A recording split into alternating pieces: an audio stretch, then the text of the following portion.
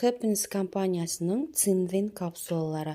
Жақында қызымның тамағын жөтел басып, қатты мұрнынан су ағып жөтел жүрген. Күніне 2 мезгілден таңертең бір капсуласын, кешке бір капсуласын бердім. Ішіндегі капсулалар міне мынадай. Бірден 5 күн уақыт бергеннің өзінде бірден жөтелін қойдыртты, бірақ қақырық үстіне қақырық кетпей жүрген. Сол қақырық кетпегесін тоже Happiness компаниясының көрсетейін давай, пластырын. Мынадай, вот, көрсет. Пластырын жақ қойғамын. Көрдіңіздер ме?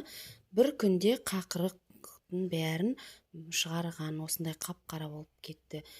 Осы пластырын арқасында барлық қақырығы түсіп, қазір қызымның жағдайы күшті, да?